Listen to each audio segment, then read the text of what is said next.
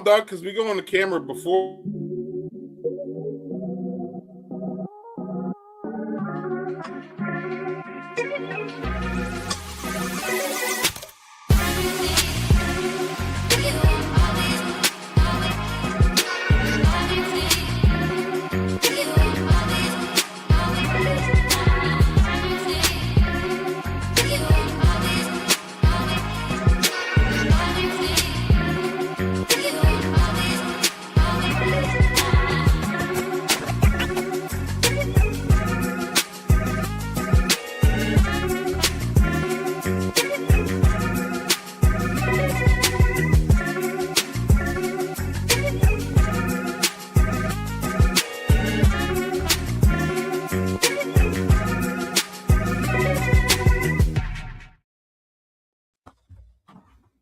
Hello. Welcome to SpeakEasy Conversations number 70 with Annie McGinnis. How did you do this, dog?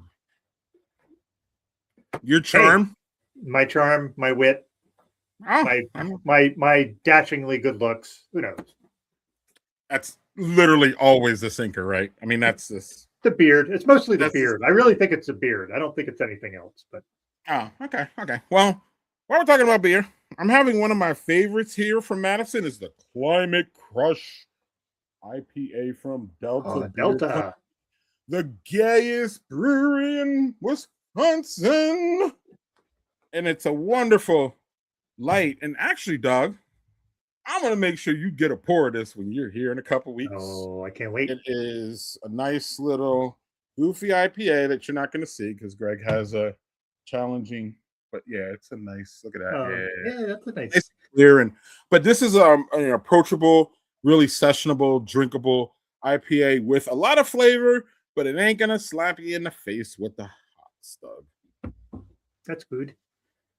So I'm glad you have that. I am going to start with a upstate New York brewery called Grow Brewing, which I've had a few of their beers. Who? Grow Brewing out of I think it's it's New Hartford, New York. So I get them because they make really cool labels. Cowboy Killer. This is a dark cream ale. So 5% ABV. So yeah. Hi, Manny. Welcome, brother. I've been here in a minute, so it's good to see you here. In my little Baron Flow glass. Blue. One of your faves. The Climate Crush? Okay. Yeah. Oh, what do we got there? We got a barrel and flow. As you can see, the things like I've had this for, I got this the first year I was at the festival. So yeah, sorry. I hadn't managed to cut myself when I was cutting onions earlier today because I'm also a blood thinner. So any little nick of my finger bleeds like for 5 hours. So, so there's my dark ale. All right. Dark cream ale, excuse me. Oh, that's good. What are we getting out of that? What's funny is it drinks. The cream ale is like a little bit dampened because of the darker texture. It's not roasty, but it's like on the edge of roast. Mm-hmm. So I think that's where it gets the darker color. So it's almost like an amber color in a way. But it looks like an amber. But it's really, really tasty, really good, very drinkable. 5%. So yeah, tasty. Way to go, Grow Brewing. Tasty. So I'm not sure about. Before we get to our guest, I think. Wait. Do we have next week's guest confirmed, Doug? Did he actually confirm? I don't think. Yes, he did. Oh, we did. Yes. Okay, so I can announce it. Yes, please do. All right. So next week we got a real treat for y'all. We're going to have a Mortal Content takeover, and Doug is taking over SpeakEasy next week, y'all. So it'll be. I'm not sure how it's going to look. It's probably not going to be SpeakEasy. It'll probably be Mortal Content on a SpeakEasy time frame. But Doug, you're going to be here to talk about real quick horror movies, baby, with Aaron Softly. So our guy Aaron's coming back to the fold. Yeah. It's been a banner year for horror movies. Just oh man, this is so good. And well, movies in general, really. because But but horror movies can be a focus. So But yeah, horror movies will be the focus. Doug will have Aaron on. It'll be kind of like a mid-year horror kind of look because there's a lot going on. We still want Aaron to come back at the end of the year to do y'all normal, horror expose of 2026 where Aaron we're hoping what was going to happen here, or at least I'm hoping, Doug, is that like Aaron's just not going to drop 100 horror names on us like he did last year. There's 50 movies were like, dude, boom! I watch a lot of horror movies. I don't watch anywhere near. Like, to be fair, Aaron, when September begins, the first day of September, he watches a horror movie every day through Halloween. That's cool. And that's just his thing. He just does that.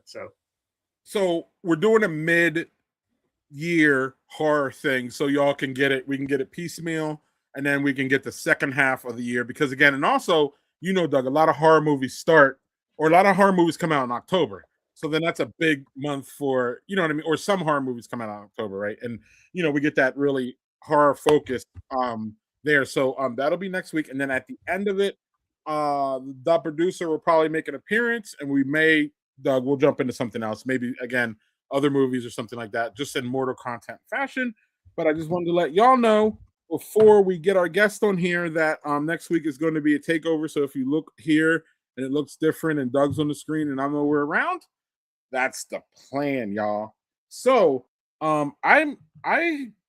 it's been a week, Doug.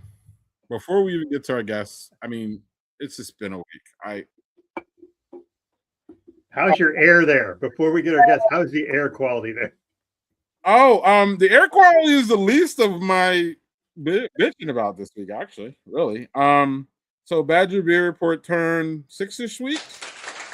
So, that was good. I don't know. Any kind of birthday or anniversary, Doug, it's always a reflection for me. So, like, yes, it was good and it's fun, but it's always like, wow, that whole idea of the totality of 6 years and just all the things that are going on around Badger Beer Report at the moment. It can be overwhelming and overstimulating, but honestly, it's really great. And just so you know, I hope to have a really big announcement next week. But that being said, Doug, before we get our wonderful guest here, I need to go get my first beer because this is actually my second because I started drinking during our if y'all don't know, we have a Discord server where we took the SpeakEasy down to.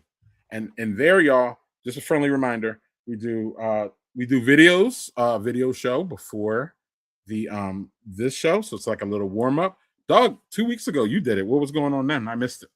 Yeah, I did a all 80s and 90s R&B feed, which was super fun because I'm a nerd and I love that. I had like Casanova by Levert and Can't Stop by After 7 was one of the songs, and I Like the Way by 80s? High Five. 80s and 90s R&B. Oh my God. It was so much fun. Got to see a super young baby face in After 7. Oh. That was really cool. Like, it was funny because I was in there and it was like me and I think it was Imani and Jeff were in there. I think JHG popped in later. And I think Imani liked it the best because, we're kind of in the same age range and we kind of listened to that same shit. You did too back in the day, I think. No. But you and Monty had a kind of a same track as far as music goes, even back then before you knew each other. And that's the connection, right? Yeah, that's the connection. Where I was kind of over somewhere else hanging out. So really quick, what were we going to say? No, I was going to say, you were more in the rock era more than I was. Yeah, and pop and all the other goofy shit that I traffic in. But anyway, more goofy shit that I traffic in. I noticed that somebody here said this. So yeah, Blaney's. It's one of my least favorite production beers going, but yet you're recently at the Liney Lounge where this came from, and I'm here to tell y'all that this beer I'm certainly probably not gonna like, but the other shandies are fucking amazing, Doug. Let's see. They had a pink lemonade one that was amazing.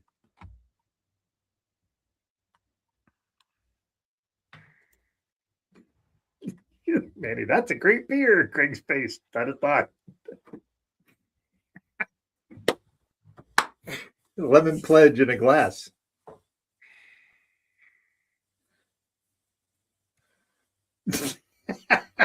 No, I bet he Spotted Cow he picks 100 well, times. Spotted Cow, respectfully, is actually a good beer.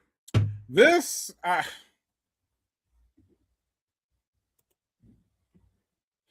so anyway, Doug, without further ado, would you like to do this, or I have something a little prepared, or would you like to Go ahead, man. All you.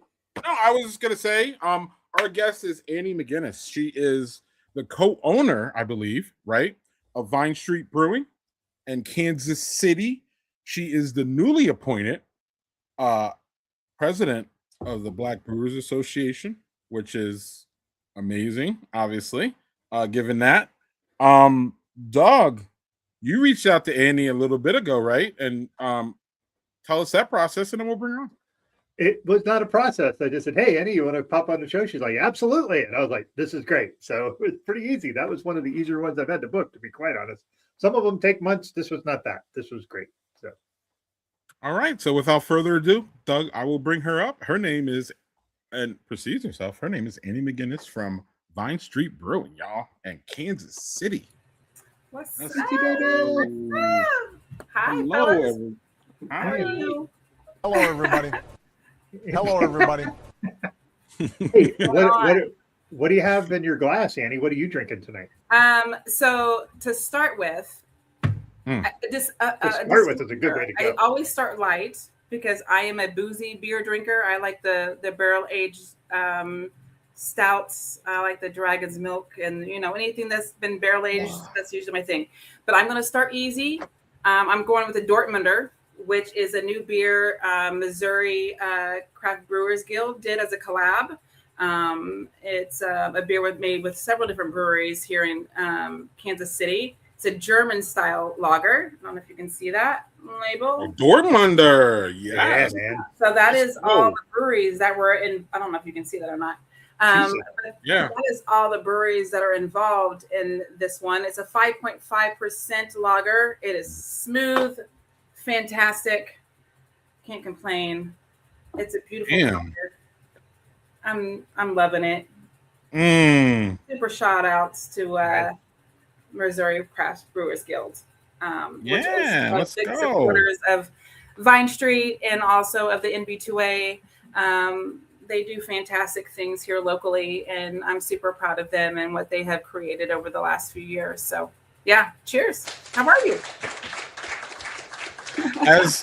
As someone who knows a little bit about multi-brewery collaborations, that's an impressive list. Good job. It Good work is. for all of y'all to get together for that. Yeah, so we brewed it at Stockyards, which is actually Stockyards Brewing, which is here in Kansas City.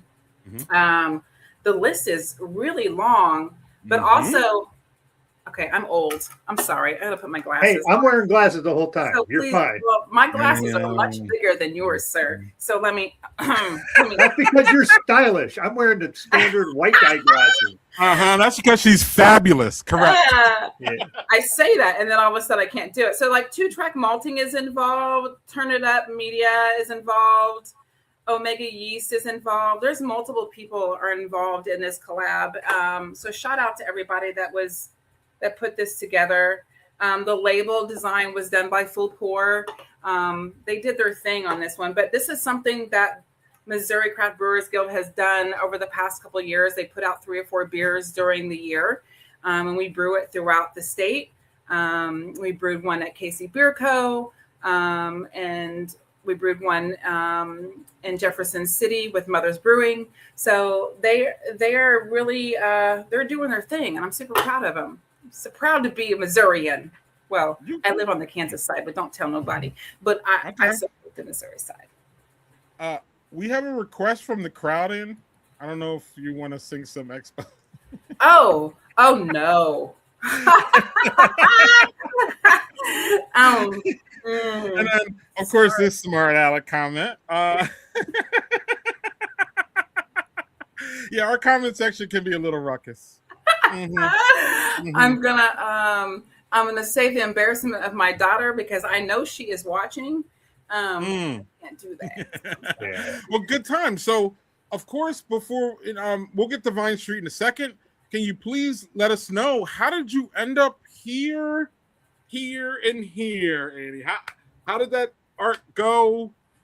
Let's go. Talk a little bit about this. What's going on? How you? Yeah. Sure. So, Vine Street Brewing joined the NB2A 2.5 years ago. Our biggest thing was that we wanted to make sure that we were part of the community that we cared so much about. But we also wanted to make sure that we could find ways to also contribute, right? And not only just be a member, but find ways that we can make sure that we're putting our best foot forward on making sure that we are helping the next person that coming along the way. I had the opportunity to be able to join the board last year as secretary.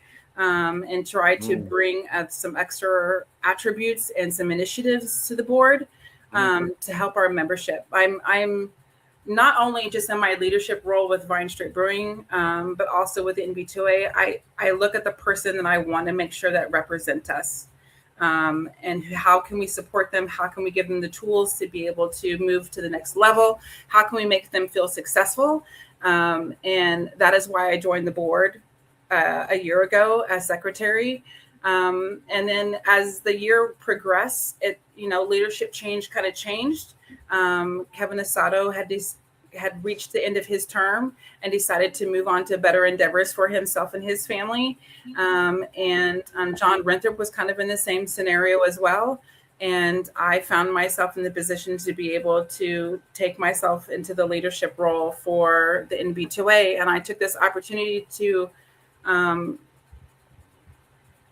take the NB2A to a different level and to make sure that we're emphasizing what's important to the group and to the association and to the community that we always feel is the most important. I wanted to make sure that I was the leading force behind that. I truly believe that we are only what we are based off of the people that we care about, and that is our community. And if we can't sit there and find the ways to be a help and a partnership, I don't want to say help, but partnership, in order to get others to the next level and to what they're passionate about and what their craft is. And to be honest, to what they're exceptional at, then we are not helping the next person. And that's really what I want to strive for NB2A to be over the next, 16 to 18 months. So that's my goal, is to make sure that 2027 is the year that really impacts and change the Black community in the industry. Because to be honest, I'm gonna keep it real. What can create and change the beer industry as a whole? There is a very, very small percentage of us that drink and consume this liquid that we can. And I truly believe that if we all get behind it and support the people that are making it and creating it, it's not even necessarily about the taste and all the things that go behind making it. It's the storytelling and what we've done to create it and where it came from. I think if people understand where it's been and where it's going, we can really do great things in this beer industry and really bring it back to life. And I think that's what I'm most excited about. With the NB2A. I'm truly grateful for the board that I have. I have Garrett Oliver as my vice president. I have Elle Sharpton as my VP2. I mean, who could not get me excited about Elle Sharpton being VP2, right? I've been accused of getting too excited about Elle Sharpton. It's all good. To be able to call up those two. You're in good company here. Right. And I have Rich Bloomfield out of Chicago. Who is bringing his funkiness to all funky town. So, those are the four of us. Those are the four of us on the board currently that are going to make some changes and some waves in what the NB2A can become in the future. And I am so beyond excited and grateful for the three of them for supporting me, for nominating me and appointing me to this next role. I woke up a month ago super excited, but also like freaking freaking the fuck out. I mean, I can't lie. Yes. No. You know what I'm saying? Like, because I care. The biggest thing is that I wanted to make sure whoever was in this role cared. And even if we don't exceed in all the things that we want to do, I want to make sure the initiative and the effort is put in, and which made me wake up one day and be like, okay, I'll do it. But it took me a good week to say, okay, I can do it. But I want to make sure that this community who loves what we do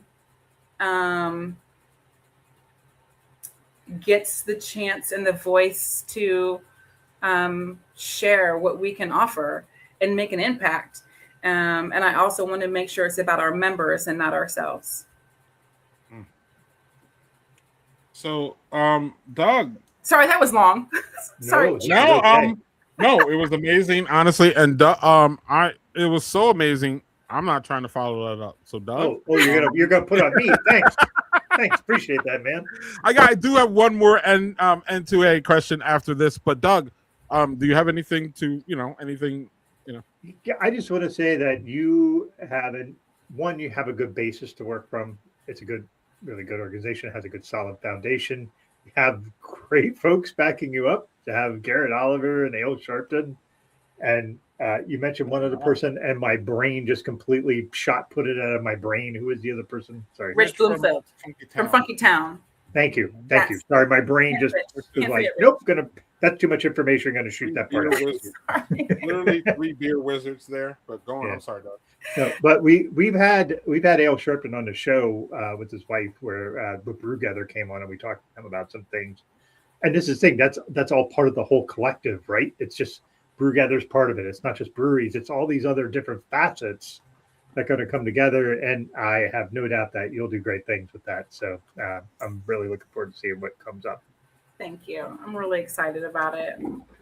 So you mentioned in the early part is that or you mentioned in the pre-production that you have a lot of things going. We have a lot of things coming up as far as announcements and things going on. So I don't think you have time. I don't think you have, I don't think you want to be releasing whatever that you don't want to release, but I do want you to maybe give an idea about, what that looks like and how, I think you went into a little bit, but if you could go into a little bit more as far as like, especially like, it seems like we're building up to 27 and does that look like maybe more public events or virtual events, or is that networking with the breweries, or is it all of it? So I will share that. So going into 2027, the biggest thing is for the future is that we are really leaning into the Roy Farms collaboration that we did, which is the Velvet Cake hops, the MB2 hops that I've got here. What's going on? Yeah. You see that? So this was an MB2A blend that we did with Roy Farms. So every pound that's sold, a portion of it goes back to the MB2A.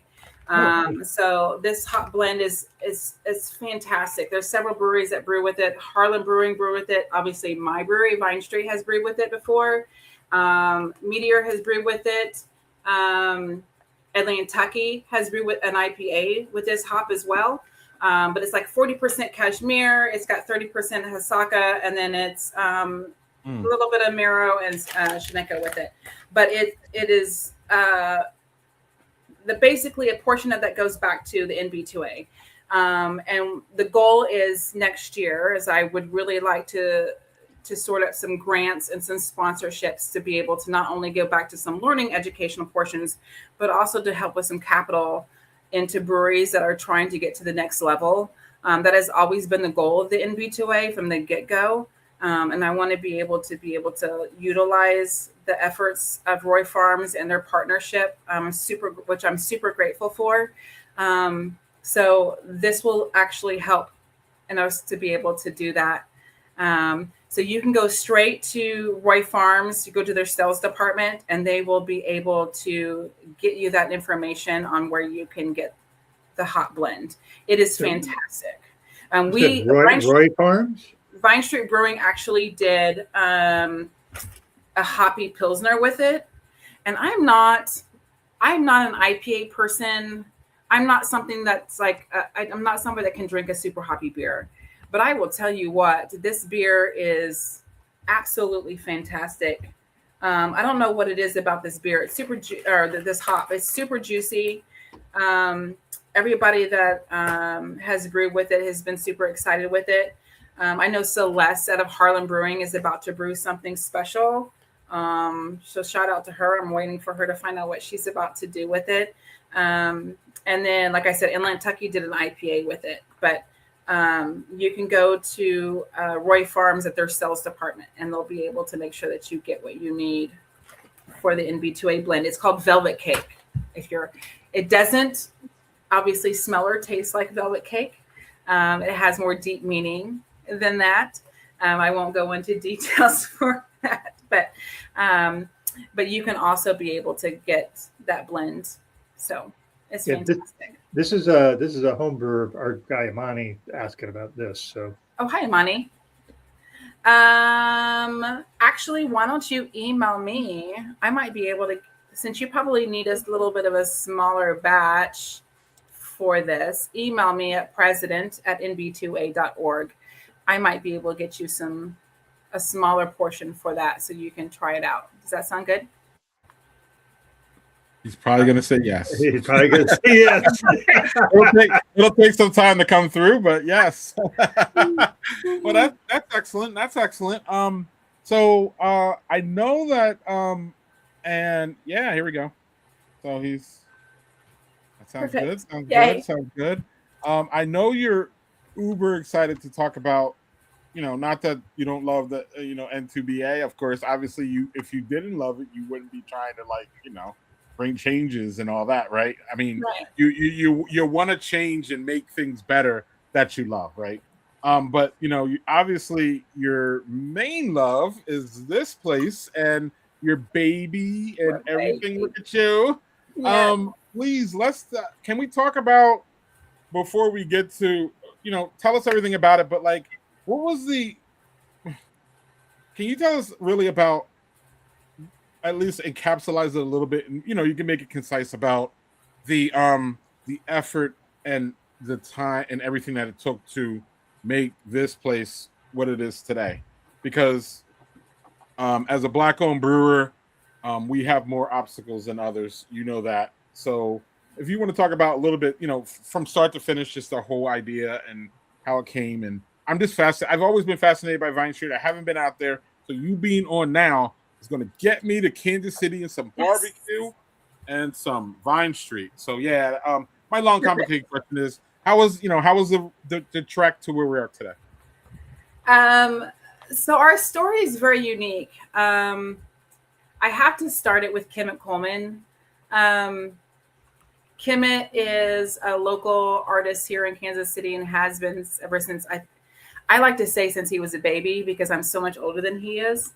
But he had this vision through his music career here in Kansas City. Has always been about bringing people together.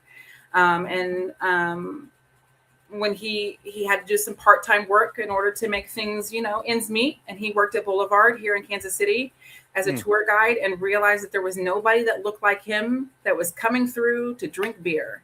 And I think that's when he realized, was like, man, if people understood, because literally when you walk into Boulevard basically tells you where beer came from.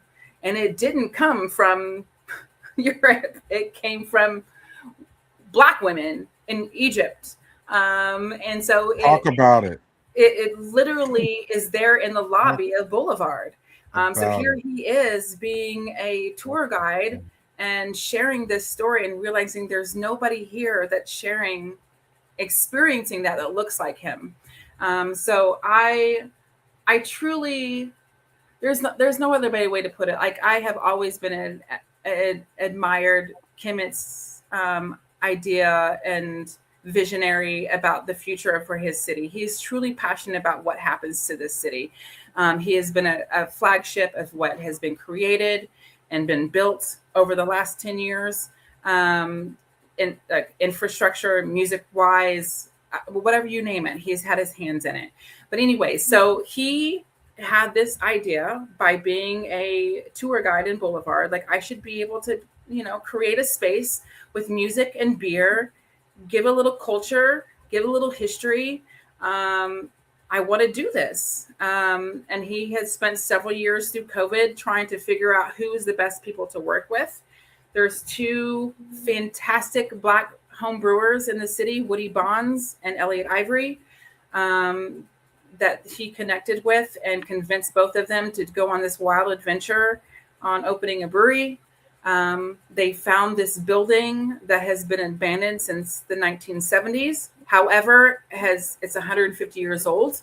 So when they went to go look at the building, it had running waterfalls. It had trees growing in it. It had its own ecosystem. There was no ceiling. There was no walls. And showed them this and was like, hey, let's build a brewery right here. And they were like, there's not enough fucking beer in the world. so how do you, especially Woody was like, I don't even know how we get there at this, how do you even see a brewery in this space? But I truly believe it was the right people at the right time in the right building, the right neighborhood. We are in 18th and Vine, which is the historic jazz district of Kansas City. Kansas City would not be what it is without that neighborhood. These are buildings that were left dormant, but obviously people knew we can't tear that down because it means something to someone. You know what I mean? I came along, so I was Kimmett's boss in 2009 at a restaurant on the Kansas City Plaza. He was my back waiter. He was just a wee baby. He was just a wee baby. And I always made sure that I left some kind of impact in the employees that I have always had.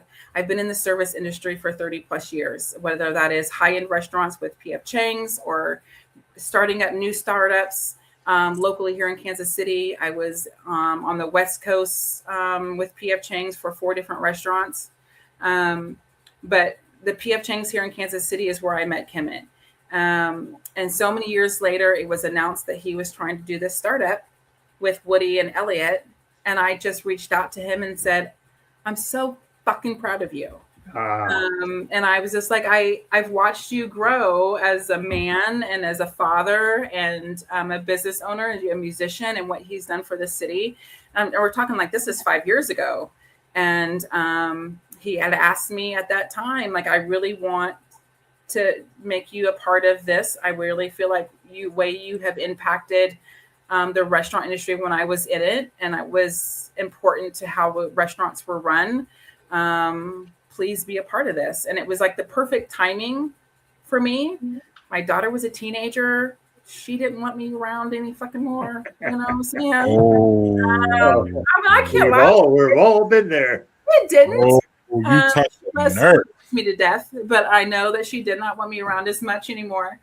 And I also wanted the opportunity to build something. It was like that portion of my life was like, ooh, I can be creative and I can like build something that means something. So I joined the team 4.5 years ago, and we are now 3 years into this fantastic building and business that creates amazing beer. Elliot Ivory he makes such amazing beer. I cannot praise our brew staff enough. We were rated number 4 on USA Today Best New Brewery of the Year last year. We got a lot of new national accolades. I'm really excited about Elliot and his team to be able to get, some acknowledgement on the beer that they make. Our black lager called Jazzman is just off the charts. It's the best light dark beer you can drink year round. We create this space that's not just about beer. It's about jazz and music and culture and not having the TVs on and being able to communicate with each other. I do like to say like it's one of the most diverse places in the city, in Kansas City. Like you can walk in and see anybody and everybody there. and everybody is like chilling and having a good time. And there is no, I don't know. This is it's a space that I will forever be grateful for. Just outside of the beer, our team is amazing. Our staff is amazing. The leadership team is amazing. I know that I wouldn't be where I am today without them. So Vine Street is a shit. Sorry.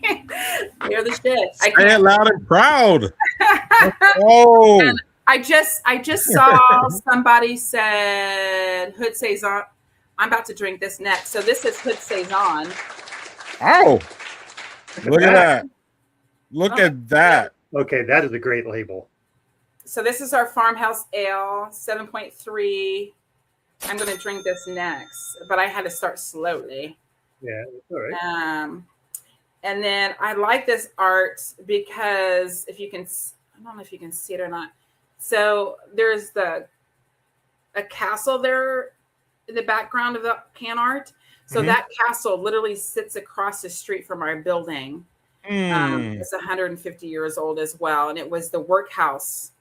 So anybody that owed Kansas City any money, they had to go there and work it off for debt. Indentured servitude. Awesome. Yeah. So. Debtor's prison, dog. That's what it Debtor's is. Prison. Exactly. Yeah. So we got I'm sorry, that was a long rant, but I'm super proud of Vine Street. I really am. And cheers to my team and all that they do every day. They're the shit. They're the shit. So Jasmine Stout, I'm assuming that's one of y'all's? Yes, this is one of ours. Hood Saison is one of ours. And Jasmine Stout? You see that? Jasmine is ours. So Jasmine is not a stout, it's a black lager, actually. Oh, okay. Yeah. Okay. Yeah. Literal House of Pain. Little House of Pain for the debtor's prison. Yeah. Yep, exactly. That's awesome. Doug, you had a second beer before you get to your question. I have one too, so you can go first. Yeah. I would like to say before I crack my second beer and talk about it, as someone who is partially deaf, having the TVs off and having a space, this is going to sound weird, but a lot of new breweries will just be this big, echoey freaking space. And I can't hear anything in those spaces as someone who's partially deaf. And even my wife, who isn't deaf at all, has difficulty. So it's nice to see some places like where I got the TVs, we got some music playing, but it's a space where everybody can communicate and talk. And that's really, really, really nice to see that someone had that in mind when they made their space. So awesome. I am going to pull something out as a kid who was born and raised in the middle of Pennsylvania in Amish country. Shoe fly pie was something I loved. This is a shoe fly pie brown ale. Oh my motherfucking goodness. Sticky Oven, which is from Abomination Brewing out of Connecticut. Look at that freaking label. Abomination makes really creepy labels, just for the record. I'm really curious because our guy Monty Powell sent me a collab he did where they made a shoe fly pie brown ale as well, I believe. I am intrigued because this is saying it's an imperial brown ale with shoe fly pie. With shoe fly pie is mainly molasses. So I'm really curious how this is going to taste. The one Amani sent me was fucking awesome. So I'm hopeful that this is this is a terrible. Doug special for sure. Yeah, give me all the weird adjuncts. I want to see how you make them work. Mm-hmm. So he likes the cocoa nibs and but look how dark that is. That's not a brown ale. Look how freaking dark that is. Even the head is brown. Like that's super pretty. Yeah. Also, Teddy is the cat at a Westkill Brewing. That's their mascot. So I just bought a glass here because I don't need more glasses. I fucking fuck tons of glasses, but this one, my wife's like, you need to get a glass. So. Yes. Also, Sticky Oven probably is in the Urban Dictionary, and I'm not looking it up ever.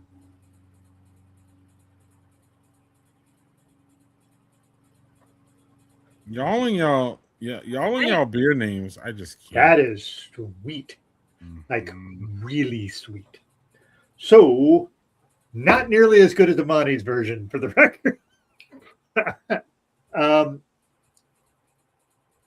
I'm not sure I can finish that. That's how sweet that is. It is like, Bye. yeah, that is something that like I have had pastry stouts and all kinds of things on this. That is too sweet. I'm gonna have another couple sips to make sure that I'm not overthinking it, but like first blush is very sweet. Come on, So man. Come on, man. Come on, man. Yeah. All right, Doug. So since Doug didn't like his, I'm gonna start off with a sexy glass. Y'all have seen this before, my Lost Apostle glass. Doug, I don't do glasses, but when I do, you're right. Like, look at that curve on that baby. sure, if we can see it. Yeah, well, you can see it on my face. It is what it is. You're supposed to play along, Doug. You're supposed to play along and not be a dick. You've been a co-host for this for like two years, so I've not said anything about that all the time, and then I said once, and you got mad at me. Matt is not really a great representation of all that. Anyway, we need to be better in front of our guests. What are we doing? No, anyway, sexy glass, Lost Apostle. I'm back to my favorite gay brewery in Wisconsin, Delta. Can y'all tell I was there? Nice. It's their Wavelength Whip Beer. So I don't know. I just call Delta. They're just very unapologetically gay, and that is amazing. And their beer is unapologetically amazing. And this is a whip beer that they do. And as y'all know, y'all been around here long enough. I'm not really a huge whip beer fan, but when I do get a good one, I will taste it. And yeah, that's amazing. So, Doug, do you have any questions for Annie as far as Vine Street Brewing goes? Sure. I actually have a question about what is the style you would like to see come out of Vine Street that hasn't been brewed yet? I know you have a lot of faith in your brewers, and I'm not saying that maybe they just haven't had the opportunity or the right hops or malts or whatever. Like, what is something you would like to see brewed at Vine Street? You're muted there in case you're. So let's pull this up. Yeah, she's still muted. I don't Sorry. think we did it. Sorry. Yeah, There you go. No worries. I'm making sure we didn't do it. No, I did it. No, Elliot knows exactly what I would like to have out of the brewery. Yeah. I need something a little boozier. I want a dark stout, barrel aged and something. He knows. Elliot, you see me. That's what I want. That's what I need to have. We make fantastic sours. We make fantastic beers. Well, let's just, while we're here, we might as well just go down the list here. So we got let's see here, Doug. Let's see out of these first six, Doug. You're making a flight. What are you trying to have out of these first six? These are the first six, and there's six more or something like that. Cream ale, Mexican lager, and Saison for sure. Oh, here we go. I can get more of them in here. Here we go. All right, so give me that Farmhouse Saison. Give me the Dirt Road. I need the cream ale. I need the, I see an Imperial IPA down here. I got to pull that down. Yeah. Oh, and an Imperial Pilsner. There you go. What do you got, Doug? What are your four here? All right. So if I'm a pick four, it's going to be the two Saisons for sure, Okay. the cream ale, and probably the Mexican lager. I like a good Mexican lager if it's done well. I like a darker Mexican lager, but I want to try all of them, if that makes sense. Yeah, honestly, I'm getting a little jaded on the Mexican lagers, to be honest with you. There's been a lot of them lately. There's a lot of them here, right? And like it just like I kind of get style fatigue. So Annie, I don't know if you know, I do a thing called Badger Beer Report, and that has led me to 75 stops in Wisconsin so far this year. Okay. Hopefully, I'll make it close to 80 tomorrow. But that means I travel a lot, in the state. I see a lot. I have a lot of styles, and one of the styles that I'm a little fatiguing on is the Mexican lager. But like Doug says, we have dark lagers, we have light ones. So I think it's good. But I don't know. I think that it's excellent that style is kind of in there. So are you? Let's just nail down your styles here a little bit quick because I'm getting a lot of mixed messages. I heard not really a hot lady, and I heard you got to booze me out. So where does that put you as far as like you like barley wines and stouts and bourbon barrels and all those big ABV ones, quads and triples or yeah. So it hurts my heart. It hurts my heart. However, our brew team leans into what our customers need. You know what I'm saying? Like we lean in heavily. We don't have like what you just posted today as far as what we have on the menu did not reflect what we had yesterday. Life of the Party is one of the most popular fruited sours that we have in the city. We were rated #1 as far as the best fruited sours locally. And that will be back out next week. We definitely, our goal is to make sure that we're educating our community on where beer came from and introducing flavors that can like slowly change the palate. I don't think a lot of people can go straight into what I like and be like, oh yeah, I like beer. You know what I'm saying? Right. You know what I'm saying? Like when Kim had asked me to join this team, I did not like beer at all because beer was only marketed to me, well, not necessarily to me, but to the relevance to a certain amount of different styles of beer. So I didn't understand that beer could taste so many different ways. I was a bourbon and scotch girl. So when I think of beer, I want something that's going to be boozy, just as scotch and bourbon. I want to be able to taste the booze of it. But that's not for everybody. But there is people that can gravitate to different styles. So I really attribute what Elliot has brought to the brew team as far as bringing a different variety of flavors, as far as even if it is an IPA, it is a fruity, juicy, super pineapple, citrus flavors that people can gravitate to.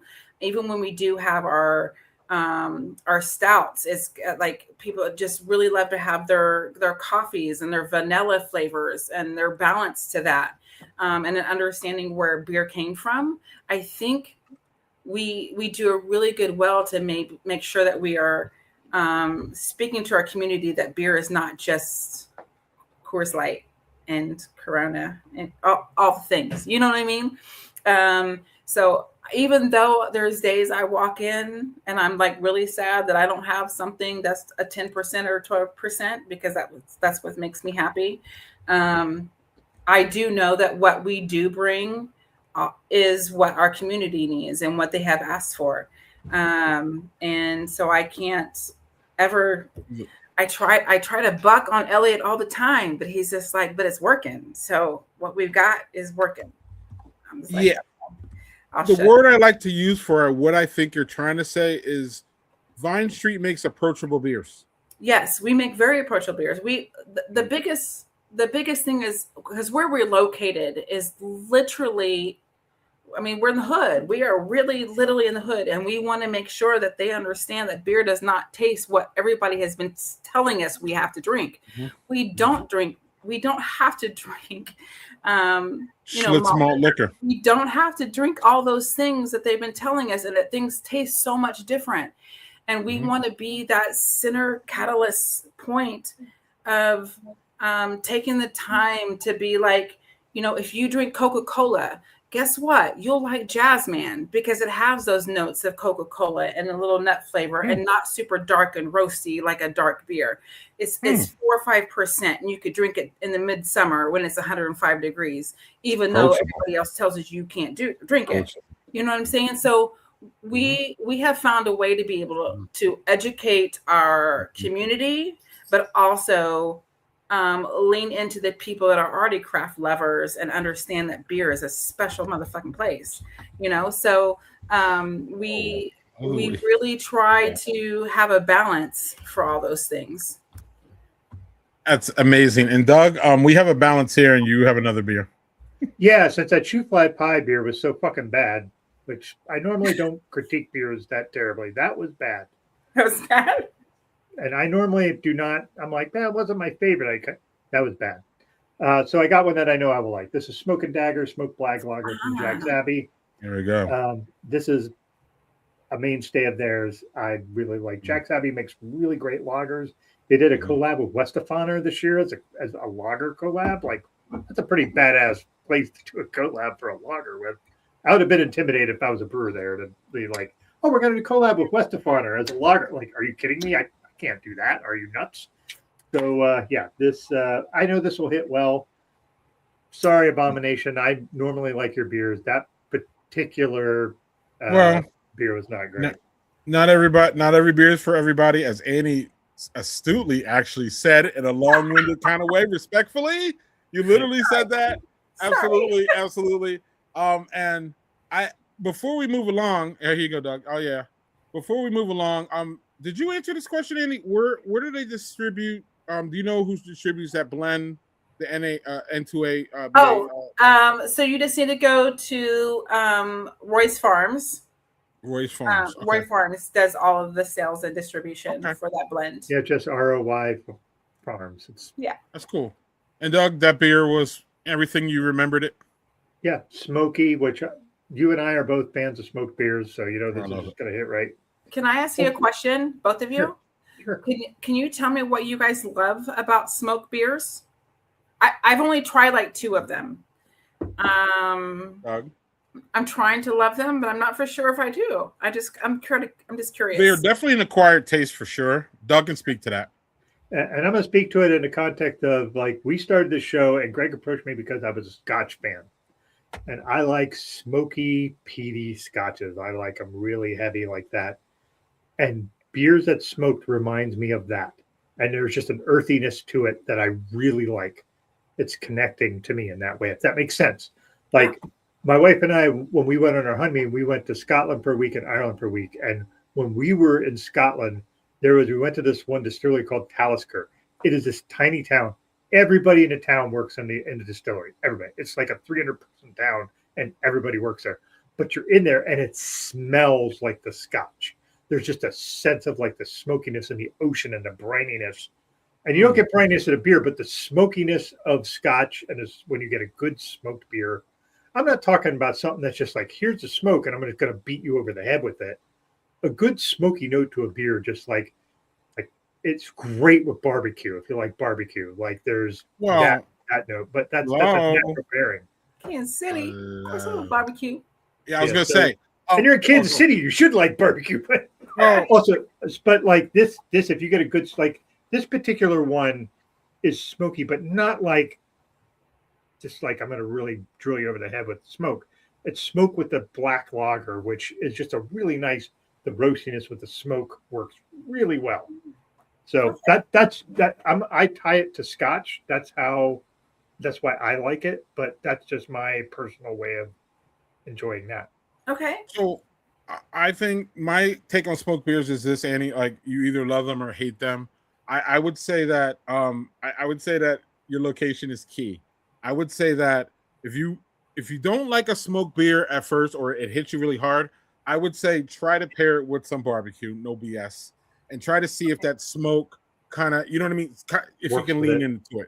Because again, like Doug said, some smoked beers are overly smoked and they could be offensive to even me and him, if that makes sense. Like too much smoke could be just like, wait, this is, just like anything, Annie, like, if you put too much of anything in any beer, it's just going to throw the balance off, right? And sometimes that smoke is hard to, like, I think, mitigate for the brewers to get it really subtle. So then it doesn't like offend people. Doug and I can be offended by smoky beers because we like them.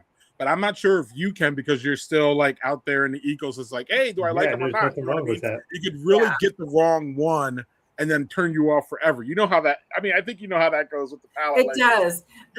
Which is why I'm excited. I'm really excited about Barrel and Flow, because that's like the first opportunity where I can really try like you have a million things to try there. Beers. And try. I'm hoping there's a few smoked ones there, because I've only tried like literally only 2 locally here in Kansas City. So I'm hoping there's some there in Pittsburgh that I get to try, because I'm a bourbon and Scotch girl, and I think that if I can find one that really matches well with my taste buds, I'll go with it. I have not yet. Yeah, I would say last year, sorry, Greg, give me a moment. Just the barrel flow last year was a lot of heavy on in Pittsburgh, at least, it was very heavy on like the fruited beers. It was. So A last lot year. of fruit beers. Yeah. Yeah. So we're going to move on to some fun stuff. I will say though, the fact that you're going to Barrel and Flow is great on a couple levels, and I'll just leave it at that. And we'll start with this, Doug. Oh boy, here we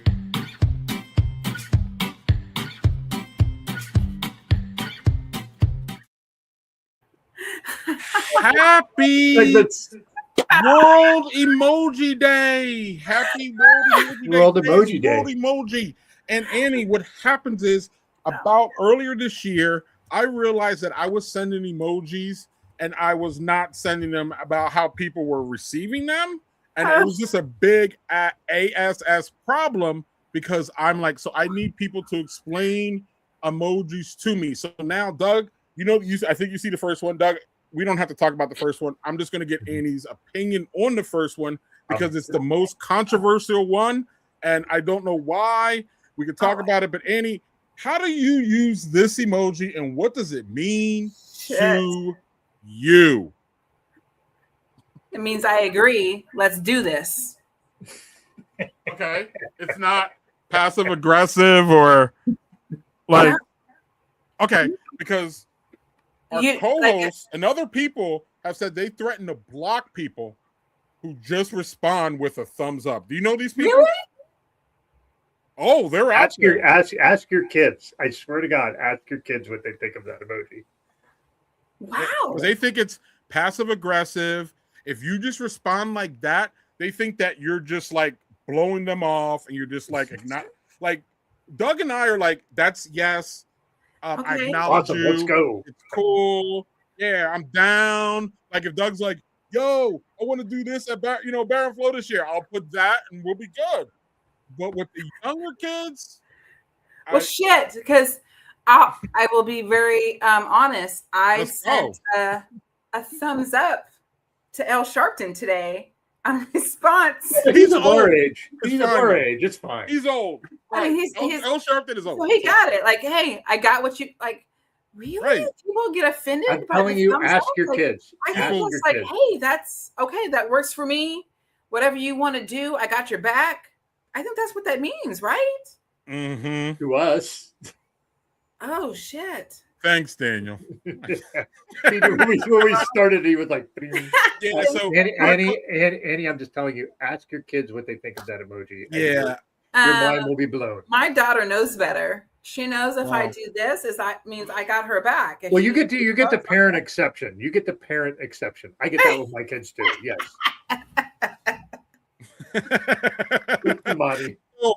It's great because now we've warned you. So older folks, keep doing it. Younger folks, you better watch it. It's going to be treacherous. Right. If you get blocked, a little more vocal.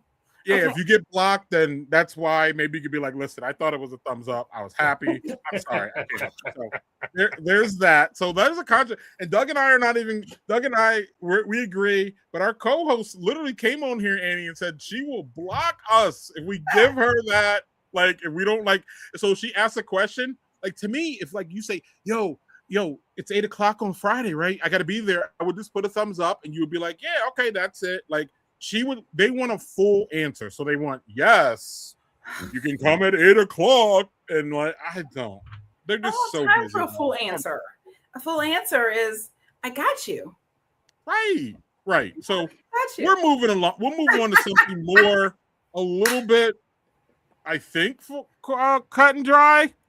So what does this one, first of all, Annie, what does this mean to you? And actually, do you ever send this one? Oh my God. I don't think I've sent this in a long time. And I probably shouldn't respond why I sent it. Oh. No, I don't. Oh. It has probably been 5 years probably since I've sent that emoji. Like, okay. Only thing I was think it like a significant other? Is that the? Maybe, I don't know. Like I haven't sent that in a really long time. And he's not getting the innuendo we're throwing down. I don't know. Because I really don't know what that means. Like, hey, I'm being funny. Hey, Okay. Obviously someone says it means nasty. I maybe Tasty. I don't know. Like, it's been a really long time since that has been sent through my phone. So I can't say why and who or none of the things. Doug, what is this to you, Dog? Doug? This just means I ate something that was really tasty. That's what that There means. we Like, go. Yeah, It I was had yum, some yum. ice cream. That ice cream was awesome. Like Yes. that's what That's it good. to me. That's what that means to me. I don't believe that shit.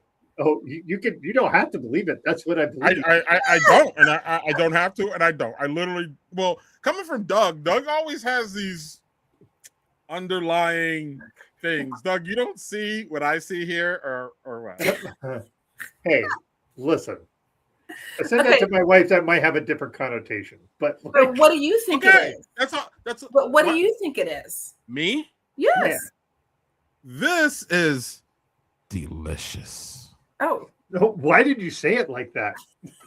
You know why I said it like that. Y'all both know. We ain't gonna be fly. We ain't kids here. It was delicious. Dude, why do you say it like James Earl Jones? What was going Because I wanted to do it that way, Doug. Look at the video game. Yeah, it's absolutely like I don't know. I just see delicious. So I agree. Doug, this is one. You know, Doug knows he's corresponded with me for 7 years, forever. Doug knows I use a ton of emojis. That's why we have this.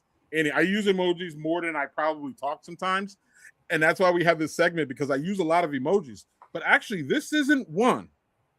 And okay, y'all should never see this from me because I use it in that way. If that makes sense, it's delicious. Delicious. So that's that. That's why I like. I love that one because I just yeah. So yeah. So more fun, Annie.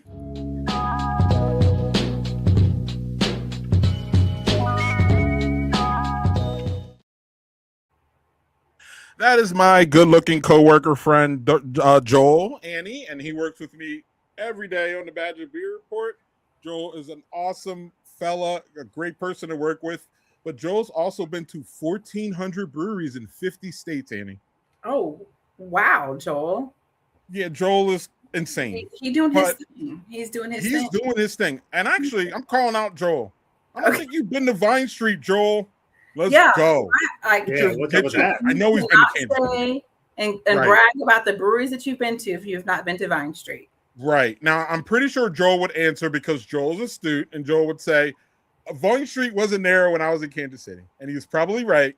So, Joel, the next time you go to Kansas City, brah, we got to get you to Vine Street. But that being said, this segment was inspired by him, Andy, because he's been to all those breweries. So what we do in this one is we talk about brewery logos and we kind of rate them. So we wanted to see what you thought about some brewery logos. We made sure that none of them are Black owned and none of them are Kansas City.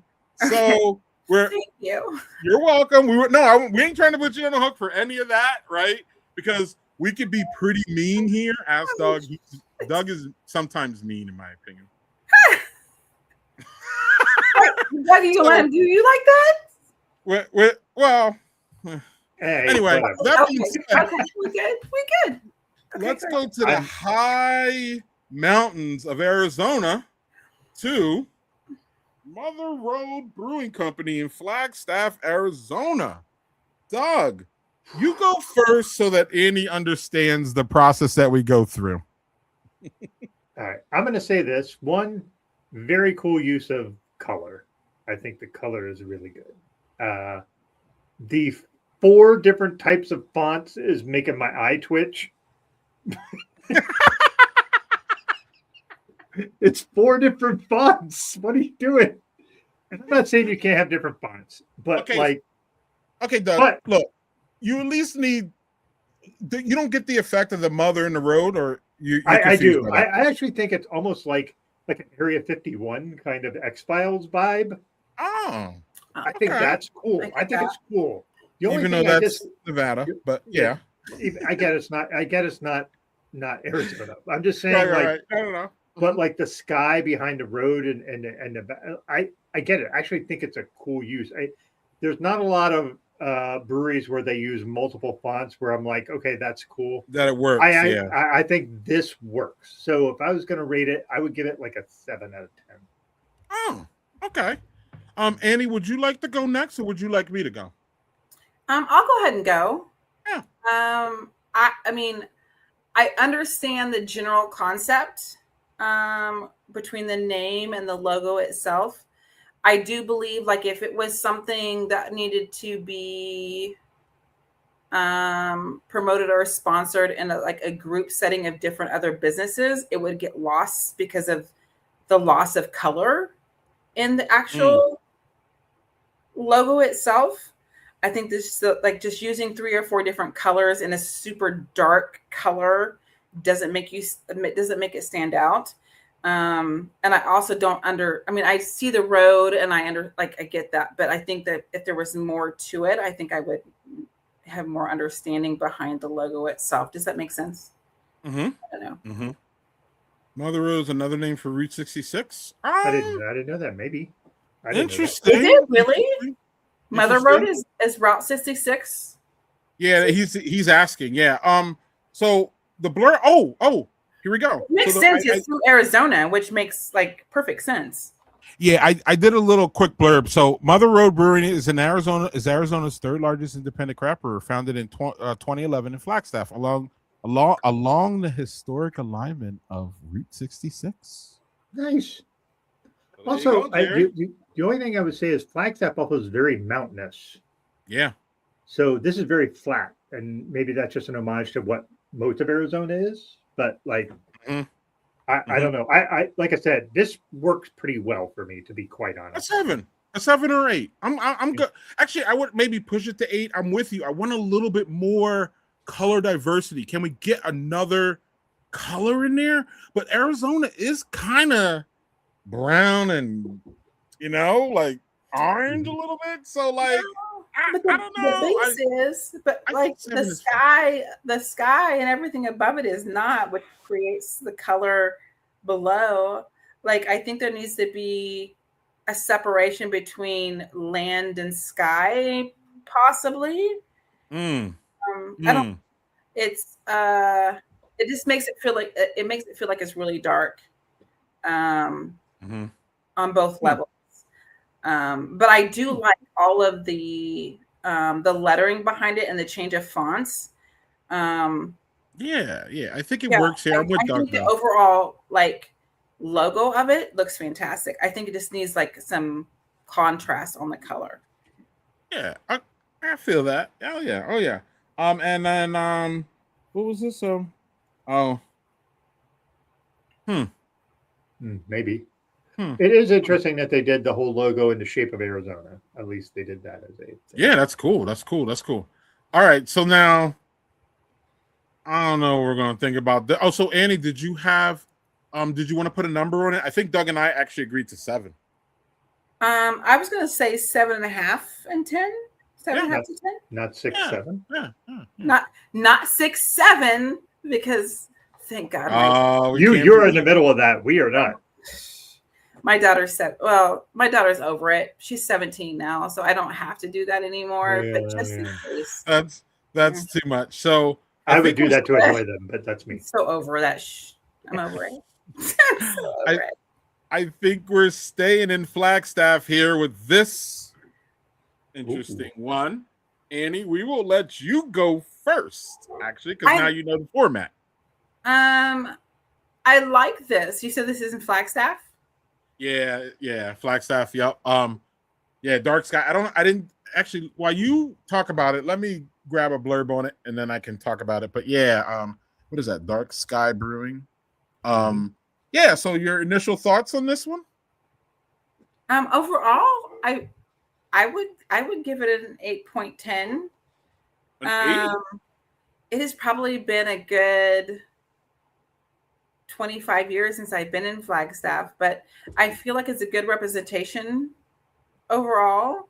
It's very generic, but it also is like it covers all the aspects of what you can get and see in Flagstaff. It is. I don't necessarily, if I look at it, that I am like drawn to it to be like, ooh, I need to go there. However, I feel like it does have enough to be able to amplify where it's coming from. Does that make sense? Mm-hmm.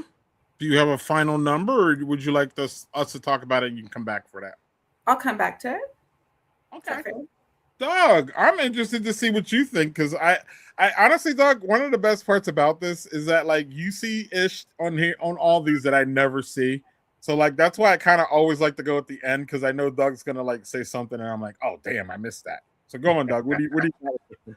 I think it's an interesting logo. I would say it's interesting because one, they're using colors that not a lot of folks use in their logos, like using that whatever blue that is. That's almost, I don't even know how to describe that blue. But what I do appreciate is they have like a telescope to look at the sky, which is something that I think you would do in Flagstaff with the mountainous regions. Like when you were looking at the last one, this is what I think of when I think of Flagstaff. I don't think of flat road. I think of mountains and sky and all that. Like, but the thing is, to me, this looks like something somebody said, hey, I made this brewery logo. Does anybody want to use it? I don't mean to insult them. I'm just saying, like, I made this logo, which I think is pretty cool. Does any brewery want to use it? Like, they do that for books, by the way. That's why I'm saying that. There are people who will make covers for books, say, here's my cover art. Right. Book. And this feels like that as a brewery logo. But I will say it's memorable. I will say that. And they don't do a lot of weird shit with their fonts. I also think it's a little, the ribbons at the bottom are odd to me, but I like everything above it. Does that make sense? I think that's probably like a 6.5 for me. I just think it's okay. It's at least memorable. I'll let you reserve that after I read the blurb, if that makes sense, and then I'll give mine, and then I'll come back. Dark Sky Brewing Company was founded in 2014 in downtown Flagstaff, taking its name from the city's status as the world's first international dark sky place. Oh, interesting. Oh, okay. Started by a pair of local homebrewers, DSB stands out as rejecting static tap lists in favor of constant innovation, churning out hundreds of different unique small batch recipes. It sounds like they don't repeat a recipe, one of those places. We have a couple of them here in Wisconsin. And then they operate a vibrant downtown presence with a family-friendly tap room serving wood-fired pizza. I love that. Yeah. And they got a big old beer garden. And yeah, they're highly community focused. A portion of all sales, y'all, go back to a local Arizona nonprofit.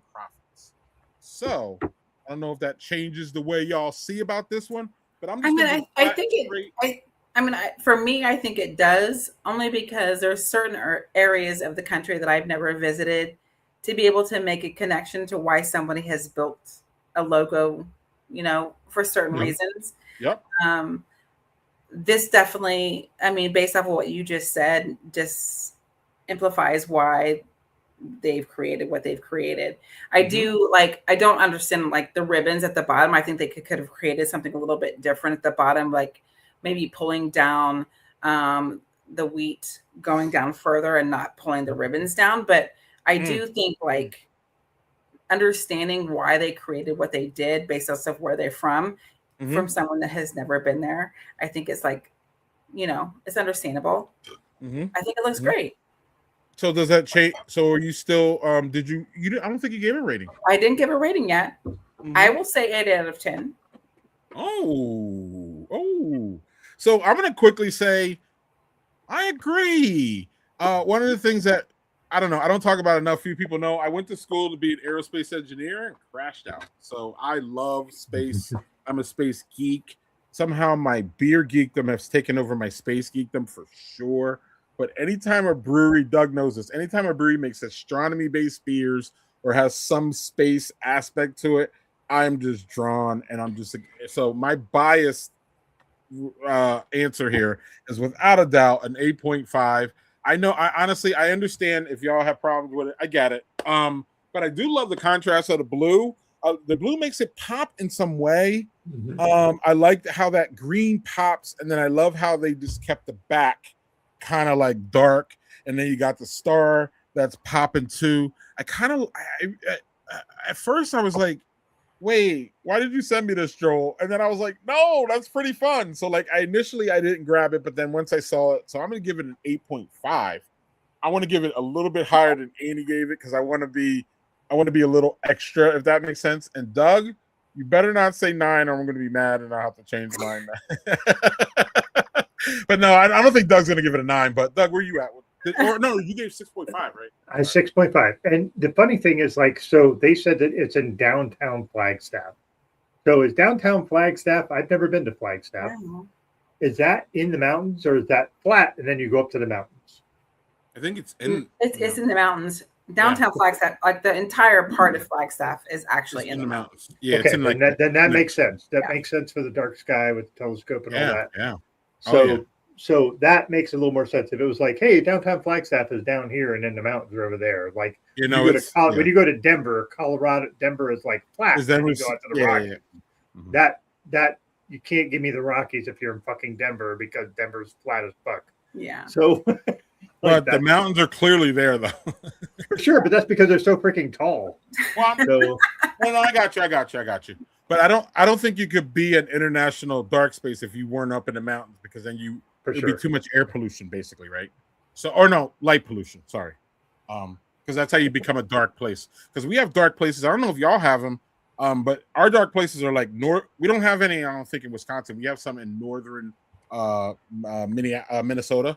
So, like, basically what I call Canada. That's where our northern. I don't think Wisconsin has any official dark spaces. Because you have to it has to be so you know what I mean? It has to have not any light pollution or something to get to be a quote dark place. Somebody could Google that, but literally I know that for being a space geek. Because I don't think I've ever been to a dark place and I've always wanted to go, if that makes sense. So we should all go.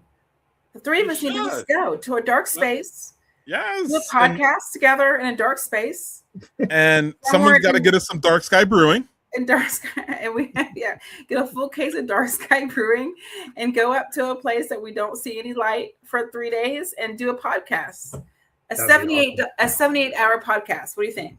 Let's do it. Oh, I'm sponsored by Vine Street Brewing. Yes, I'll bring some Vine Street Brewing, of course. Well, so that means we got to go to like Iceland. Yes, we do. No, I've been to Iceland. Iceland's awesome. Is that okay? I feel like we all deserve a vacation, right? Listen, going through what this country's putting us through. Yes. We need a goddamn what do they call it, Doug? A sabbatical? Like what do they call an extended vacation? We need like sabbatical from this country. Right. I literally need a I'm so down. I have my passport ready. You just let me know when we gotta go. Just let me know. That needs to be my thing. I need a sabbatical from this country. Doug, you were gonna say Doug, we have your final beer real quick and then we will wrap up with Annie and get her out of here. Yeah. So this is something I have in my cellar fridge. It's from McKellar. It's a porter. Oh, okay. McKellar Beer Geeks. This has been in my cellar since June of last year. I have no idea how this will turn out. It's a porter. I don't know how well that'll age. If it'll do anything. Maybe it might just. I don't know if y'all how y'all messing up a porter. Oh, you said you aged it. Yeah, for a year. So. Oh. Well. I don't know. It's a porter. What is going to lose? Some roastiness or something? I'm concerned about, when it comes to aging Annie. I don't know if you age any beers, but where I get concerned is the hops and then some of the different adjuncts. But I don't know. A porter aged? I don't know, Doug. It may be a little oxidized, right?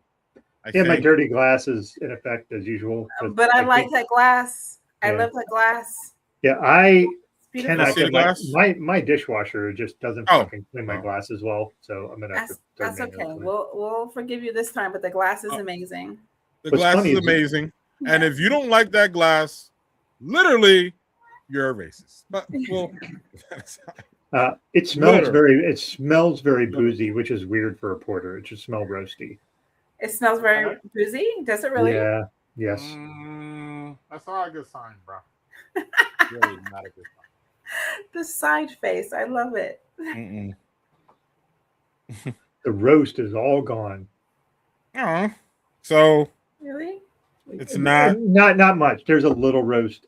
It's not much. Okay. It So it's smells bland? boozy. It doesn't taste boozy. It just has a boozy smell. The ABV, I'm trying to figure. The print on this is so fucking small that I can't see it. this was the question. Also, for the record, I aged this in my fridge for a year, and the date on it is from 2018 on the back of the bottle. Holy shit! You're not supposed to age a porter 8 years. I just bought it and said I'm gonna throw it in my cellar fridge for a year. So this is a 8-year-old porter. So no wonder it doesn't taste quite right. Oh God, love you, Doug. I love you. Today was the day that I found somebody who drank an 8-year-old porter. And he's complaining that it sucks. Or no, you're not. It's not terrible. It's not great. It's like It's it's a seven, as my daughter would say. but it's a porter. I'm expecting roastiness, and it smells like it's a barrel aged beer, and it's not. After 8 years, you expect roast? If I'm going to drink a porter, I expect roast. I didn't realize it was fucking 8 years old. I thought it was a year old. Annie, you can't replace some of the moments that live video gives you. Literally. And this is why we do it live. Annie, you are muted. I'm not sure how you did that, but we can't hear you. And yeah. So this is the great part of our lives because ish like this happens. I think the authentic, true live conversation throughout whatever may happen is like the best thing ever. For people to see who we are and what we are, when we do it, when we say it, how we feel, whatever is the best thing ever. So I love all the live shit of it all. Yeah, we'll do it live. Do it live. Do it live. I'll write it and we'll do it live. One of our favorite. So on that note, before we go, Greg, we have Sometimes Maybe Good. You have to play that one because Daniel posted that. Aye. Because that's my favorite. Sometimes it may be good, sometimes it may be shit. So My favorite. I mean, it literally describes our show. Yeah. It does. And to a T. so that's a wonderful segue to say, of course, tonight wasn't one of those bad ones, Doug, because we had an awesome guest. Annie, thank you for coming here, being here. Love it. Oh my goodness. My guy. Caleb. My guy. Caleb is on. What's up, Caleb? Caleb and I have brewed a collaboration beer. He's one of my favorite people to collaborate with. Shout out to Caleb. And shout out to Annie. Yeah. Thank you for just coming and being you. Thank you for introducing us to the Vine Street. And thank you for really doing everything that you're going to do that I really feel that you're going to get done with the NB2A. And, you know, all organizations have growing pains, go through these things. So we just wish you the best. Please let us know where we can. We got Vine Street Brewing down there, right? Obviously, through all the social channels, you can find Vine Street. I don't know if you want to say any parting words about Vine Street, N2A, anything else you have going on. We love and support everything you're doing. Doug, anything else nice to say? I'm love bombing here. I mean, there's what else can I say? I was super happy that Annie was like, "Hey, I'll come on." I was so ecstatic because this is just need to have more representation for folks who don't look like me coming on and just talking about what they do. More, all of it. So thank you for coming on, Annie. Appreciate I mean, thank you for having me. I can't thank you for anybody and everybody that has been super supportive over the last month or so while we've gone through this change and this leadership transition, and being understanding that things take time, but also understand that there's people that really, really care about what we do. And even though you may not hear from us on a daily basis, we are doing what we can in the back scenes to make shit happen. I mean, I don't like using that kind of language, but it is what it is. Like, we are trying to make shit happen for us. And I am super grateful to be able to be in the role to be able to make that move forward. And so I'm super grateful for the two of you to make sure they gave me a platform to be able to share that in a fun and welcoming and not so like full of pressure. Like the thing about the business is having this level of pressure that is not always comforting. You know what I mean? And I think be able to express who we are and the way that we are and things that we love is important. And I'm grateful for people like the two of you who give us the platform to be able to speak who we are and to say what we love and the beer that we love and the business that we want to be able to strive in, to create opportunities for all the other breweries that are in the country that are just trying to make it to the next level, because there are some tremendous people that are making beer. Big shout outs to Urban Garden, who is DC. Annie. I love her to death. First Black-owned brewery and by a woman in DC. I just want to send so much love and acknowledgement to her because I met her last year when I was in DC, and she's such a phenomenal woman. I'm so grateful and thankful that she was able to reach the next level and to open up her brewery. I can't wait to come out and visit her and see her and taste her beers. So please go out and support her and all the other Black-owned breweries within the country. We need your love and your support. We make some fantastic product, and we do the work within our community, not just because we're serving good beers, but because we care about our neighbors. So please make sure that you are taking care of each other and loving on each other, and knowing that it's not just about beer. It is about the community that we're building around us to make us move forward. So I send so much love to both of you for giving me the platform to be able to share that with everybody. Thank you.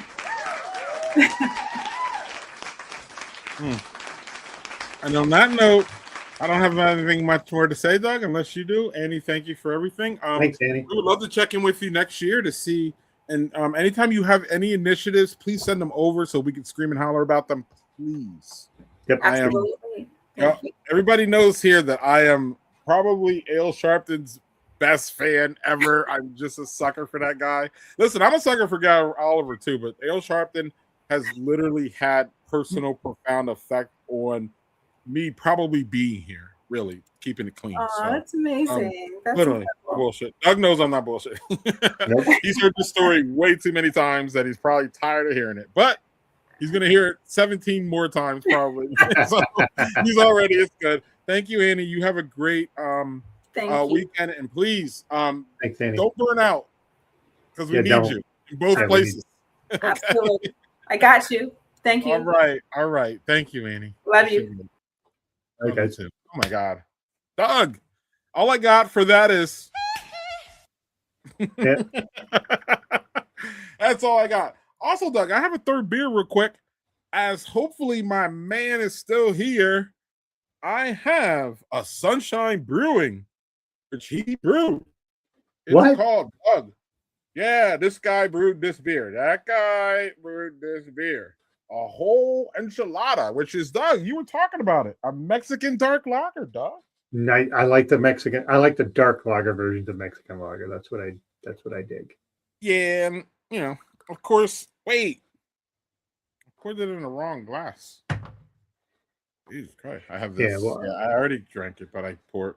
No, you can see it's, you can definitely see, well, maybe not, Doug. You can see it's, look, it's darker than your boy. Right. So it's dark. Yep. More melanin than me. God damn it. Yeah. Nah, this is a really good one. Doug, you've had two, and Doug, you've been pulling out beers all night, bro. I've had two that were bombs, and I don't normally have that. So Well, this one I know is not there's a no bomb. excuse for that. This was this is the Pride, Elegant Pride from Prison City, which is an From IPA. who? What's that Elegant one Pride again? from Prison City. Prison City? That's from upstate New York and Auburn, New York State. Prison City. Yep. I'm Prison assuming City. there's a prison there. There might be. I don't know. There better be with that name. Yeah. Why would you name your fucking thing out of a? Yeah. So That's weird. this was a IPA. You have a brewed logo in- for them? I'm gonna criticize that. Yeah, it's the lock. That's Like- oh wait. Show it. Oh, that's not showing it, Greg. Greg, That's showing get it. your shit together, man. Let's go. Yeah, the producer's drunk. Not the Grateful Dead skull, but the lock with the circle. That's their. So it's just a logo. lock. Oh, so they're in prison, so they lock you down. See, Yeah. I hope So the beer is good. Yeah, I'm not even grabbing a glass of this I'm because I have confused by fucking all four. that. I have 4 glasses already, and 2 of them have beer in them. I'm not going to drink, so I'm not even going to open a glass for that. Oh, that's a good one for sure. Yep.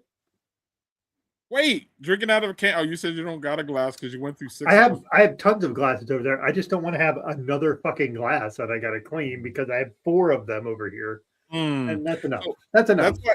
Well, Doug, that's why I started using these baby glasses for like the show. So then, I like, should it's probably not do that. that like. Well, it's these dumb. Listen, it's these. This is the Barrow and Bayou one, so you know where I got this one from. It's these dumb little festival glasses that now I started to use when we drink. So I don't know. I like it, Doug, because I have to keep pouring, and then I get. Sorry, y'all. More head, but I'm not going to give you my James Earl Jones. Damn it, Delicious. So we're not gonna. James, so delicious. Oh no! What did you call it? You said. I what'd you said, call James, why did you do the James Earl Jones voice? Delicious. That's not James Earl Jones. Though. It's not. I can't It's do that. not. That dude is. Again, that dude's voice is Who's delicious. delicious. All right, Doug. So, we let Annie go early, y'all. So we wanted to do kind of a wrap up about. We wanted to. I told Doug, let's have her go for like an hour and a half, and then I wanted some time afterwards to talk about that. So Doug, a couple things. While I'm here and Annie's gone, so everything I say about the N2A is not on Annie. This is my opinion and Doug's opinion, and so I do want to make some comments. Number one, if y'all were here and I said I thought it was great that she was going to Barrel and Flow. For full disclosure, the N2A and Barrel and Flow, the entity as a festival, has had an interesting History. past. Right. So the fact that the president of the N2A is actually going to Barrel and Flow, respectfully, for everybody who knows, that's news. And not only is it news, it's good news. So I want to say that. And that is my opinion. No one else's. And that's it. Doug, do you have any comments on the N2A or whatever, or Barrel and Flow, or both, or all? And again, it's all love with all of them for me. Sure. There was a time where there was some strain between the two organizations, keeping it flat, y'all.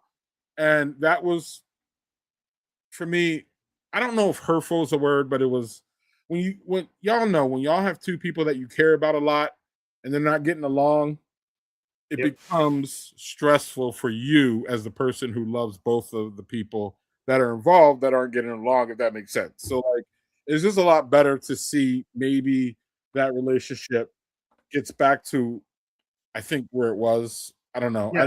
Honestly, I don't know the whole full of it, but I do know that there was some strain there, and it doesn't need to be strain there, respectfully. There needs to be cohesion. So I don't know if we can get back to that, but that's just my opinion. Because I love both entities and I want to support them as vigorously as possible. Now I can't support vigorously. Yes, I can't support Barrel and Flow by going there because y'all know I have a job to do at literally the same day. And that's Great Taste of Midwest, Doug, which we will segue to once you give your opinion or your whatever, or you want to opine. If you don't want to opine on the whole N2A and Power and Flow thing. Yeah, we were there when MB2A kind of came to fruition at Barrel and Flow, and we both were like, "This is great. This is fucking awesome. Great to have an organization kind of promoting all that." And then there was kind of a weird stasis where they didn't show up for a year or two. I can't remember. But this is great. Annie being the president, coming to Barrel and Flow, which is the preeminent black beer festival in the United States. That is great. I want to see that. And like you said, like I wanted to see both the organizations flourish. And they will.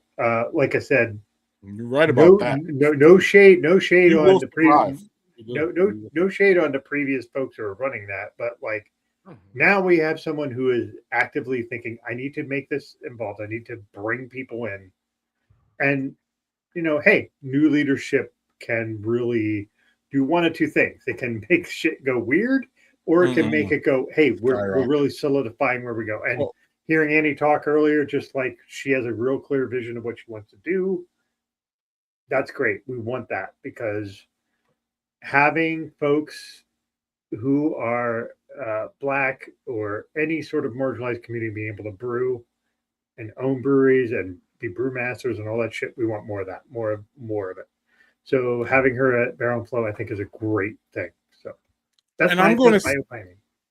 And I'm going to say, since I'm a what did I call myself 2 weeks ago? A certified man hater now. I'm going to say it's refreshing and wonderful that a woman is leading the N2A. And I'm going to make a damn because again, calling men out. I'm not. Well, I said that to our friend Carla. I said, "Hey, I see in the main Brewers Beer." Do it. Yeah. Oh, go on. No, I was going to say the main Brewers Guild had their 9 representatives and 4 of them were women. Like, this is the thing. We need more of that. So having Annie in charges.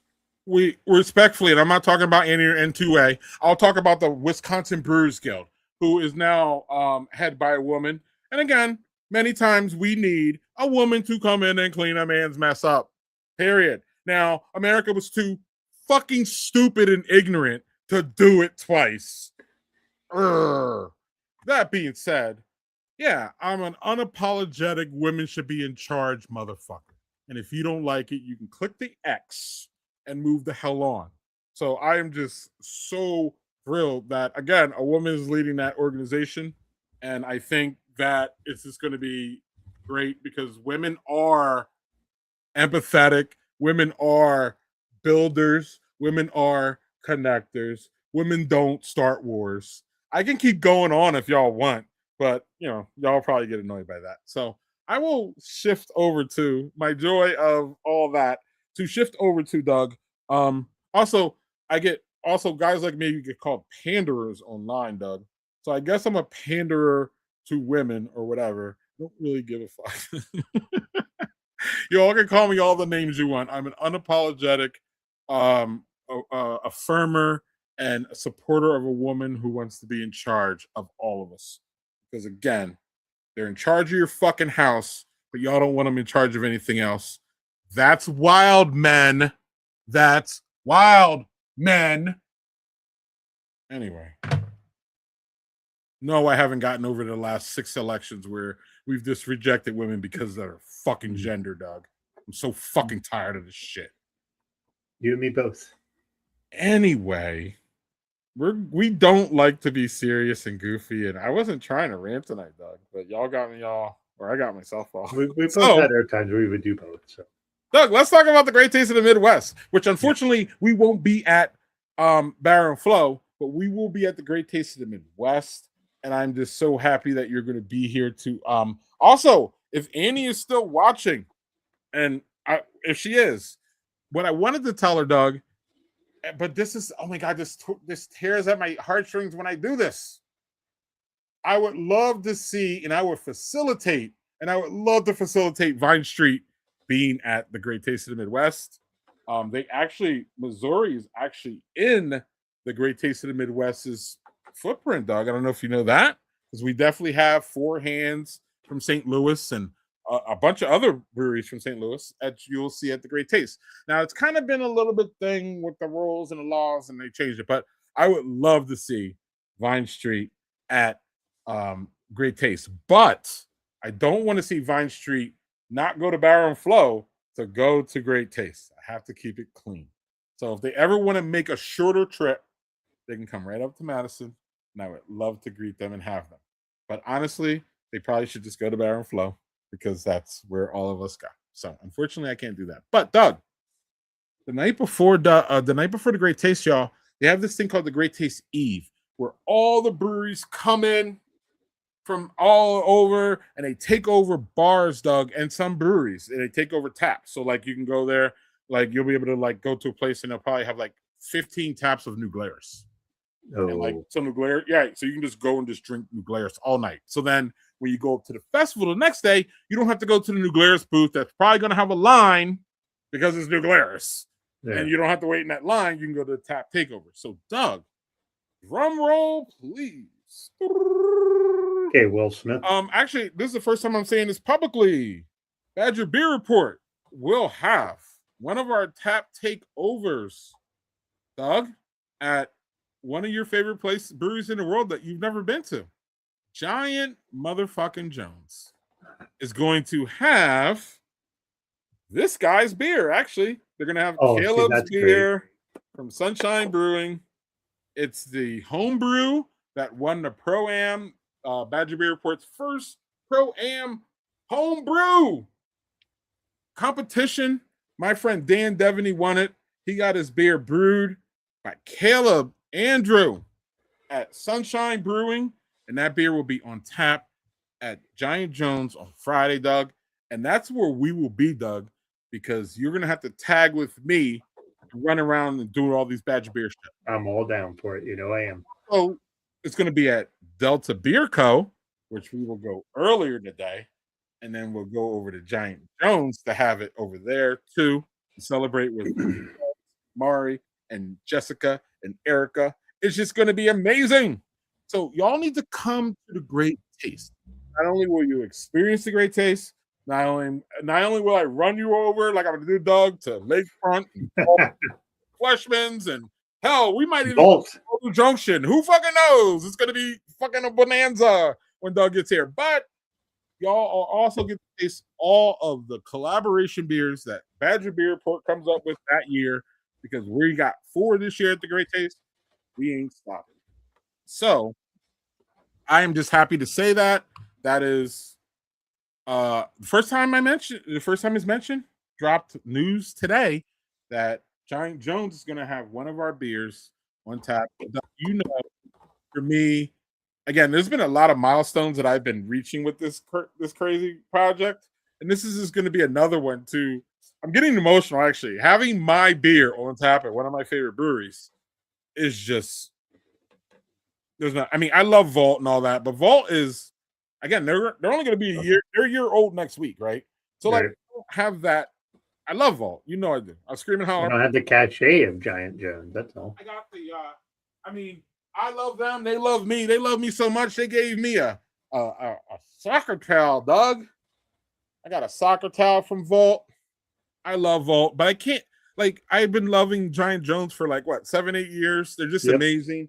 They're the queerest brewery in Wisconsin.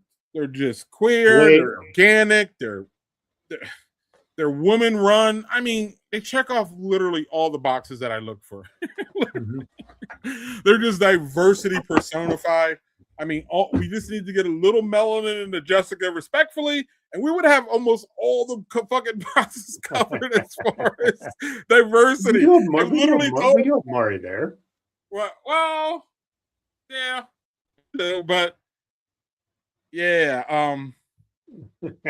So that's you don't need anything more than we don't need a barrel aged wheat wine. You really don't. The wheat wine by itself is fucking crazy high at ABV. And y'all believe me. Y'all can believe me that I've already pitched Jessica on collab. So let's not think that Greg has not tried. Jessica is just I don't know. Like, Jessica just has her own thing. She has her vision. Her vision. That's all. Well, yeah. So if you fit into it, that's great. If you don't, that's great. But actually, Mari and Erica did this whole tap takeover. I don't even know if Jessica knows. Literally, I don't even know if she knows. I mean, I think she knows. Like, what the fuck is like, this? yeah, but she was over talking to somebody else, and like Erica and Mari had this conversation, and Erica and Mari are actually in charge of that. Jessica is the brewer, and I'm not saying that's all she does, because again, that's amazing, literally, right? But Erica is definitely the engine for the business, if that makes sense. And Jessica's the engine for the beer, and Mari's the engine for the social media and the outreach and all that. And they all do it too. So anyway, it's just great. I just can't, again, gloat enough about having a beer at Giant Jones, dog, and I should, because I just can't stop. And at Delta, I got something else too cooking, but I can't. It's not official yet. But we're gonna have another venue, Doug. We're gonna have 3 venues that we're gonna have to hit on Great Taste Eve. So I'm just fucking thrilled. I'm great. And Doug, at this point, we did our thing as far as talking about the great taste and all that. So it's time for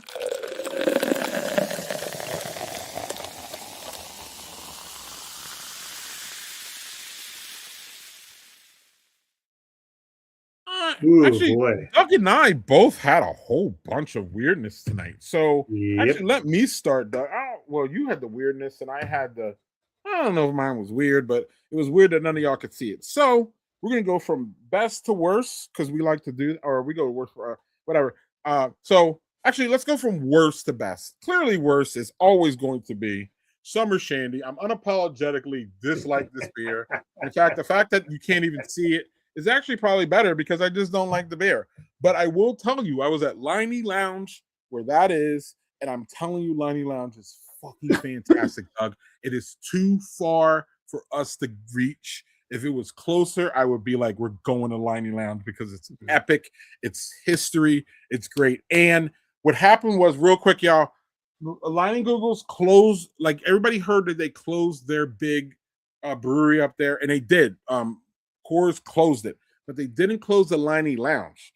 And the brewery's still there, it's just not working. They're just not working it. And the Liney Lounge is there, and then they put in a small pilot system, Doug, and that's where they brew for the Liney Lounge. So they're literally crafting. So it's a craft beer. Like, Liney Lounge is actually, yes, it's Liney's a big brewery, yes, but at the lodge they craft on a 5-barrel system, I believe, Doug. Damn. So it's literally craft beer at Liney Lounge, and it's not this commercialized, respectfully, not really bullshit, because I don't like. The lemon seems fake. Do y'all put real lemon in it? Maybe it's I don't know. But they had a fucking pink lemonade one, Doug. That was sensational. So anyway, Liney Lounge, the worst one. Ooh, now this is gonna get tough. So this is gonna get tough. So Delta Brew Lab here with the wit beer. It's my 3rd least favorite beer. Literally only because of the style. They nailed the style. I'm not a big wit beer fan. You know this, like, I'm not a big Heffa, that kind of thing with the, lemon and cloves. So it's just a style thing, y'all. They executed it. Delta beer, excellent. We'll go with this one. Climate Crush. We'll put this at Climate Crush in a second, even though it's one of my favorite beers. God damn it, in this city. Seriously, it's one of my favorite IPAs in the city. It's a hazy, but it's definitely approachable. I will get Doug's opinion on that, because we will be at Delta, and it's always, I think at least it was on last week, so I'm pretty sure it'll still be there by Doug gets there. But last and certainly not least, hope my boys looking. It's Caleb's beer. It is the whole enchilada Mexican dark lager. Fantastic. I don't know if I'll be able to get you one of these, and I don't know if we'll be able to get in the sunshine. It's right off the highway, Doug, so we may be able to, but we have other priorities, but I don't know. Oh, well, actually, but we'll have sunshine at Giant Jones. It'll just be the collaboration beer, and you'll also get to try sunshine at the Great Taste. So, Doug. All right. Well, I had 2 that were not good at all, so I'm going to start with them. This was not great. This was the Shoe Fly Sticky Oven. I'll give you that full screen. Yeah, I had high hopes, because I love shoe fly pie. This is just so freaking sweet. I had 2 sips of it and put it down, because not great for me. Might be good for someone else. I had this 8-year-old porter which if I had known it was 8 years old, I would have had different expectations. So yeah.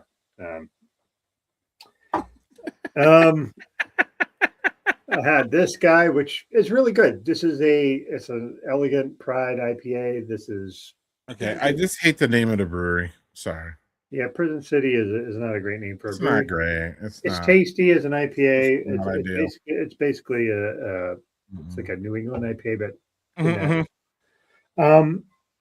so I had two that I think are pretty equal. I had a Smoke and Dagger, and I had the Cowboy Killer Dark Cream Ale. Both were Awesome. excellent. This Okay. was a little better. The Smoke and Dagger was a little better because of the smokiness. This was good.